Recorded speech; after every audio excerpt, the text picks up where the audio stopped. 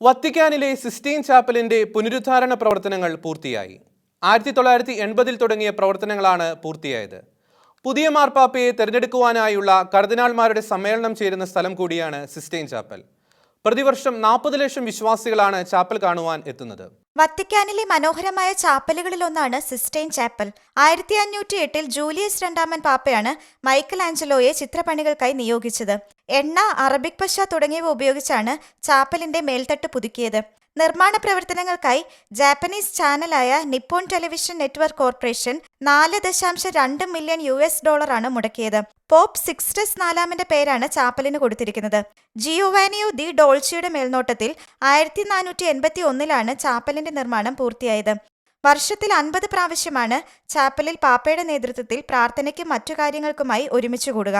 അതിൽ 35 തവണയും ദിവ്യബലി അർപ്പണത്തിനായാണ് ഒരുമിച്ച് കൂടുക. 1483 ഓഗസ്റ്റ് 15-നാണ് ചാപ്പലിന്റെ കൂദാശകർമ്മം നടന്നത്. 40.9 മീറ്റർ നീളവും 13.4 മീറ്റർ വീതിയുമാണ് ചാപ്പലിനുള്ളത്. മനോഹരമായ ചാപ്പൽ കാണുവാൻ നിരവധി ആളുകളാണ് വത്തിക്കാനിലെത്തുന്നത്. മനോഹരമായ ചിത്രപ്പണികളും മൈക്കൽ ആഞ്ചലോയുടെ അമൂല്യമായ ചിത്രങ്ങളാലും നിറഞ്ഞതിനാൽ ചാപ്പലിൽ ഫോട്ടോഗ്രഫി നിരോധിച്ചിരിക്കുകയാണ്. International desk, Shekinah news. Shekinah ടെലിവിഷന്റെ വാർത്തകളും പ്രോഗ്രാമുകളും യൂട്യൂബിൽ കാണുന്നതിനായി ഈ ചാനൽ സബ്സ്ക്രൈബ് ചെയ്യുക. നിങ്ങളുടെ മൊബൈലിൽ തത്സമയം നോട്ടിഫിക്കേഷൻ ലഭിക്കുന്നതിന് ബെൽ ബട്ടണിൽ വിരലമർത്തുക.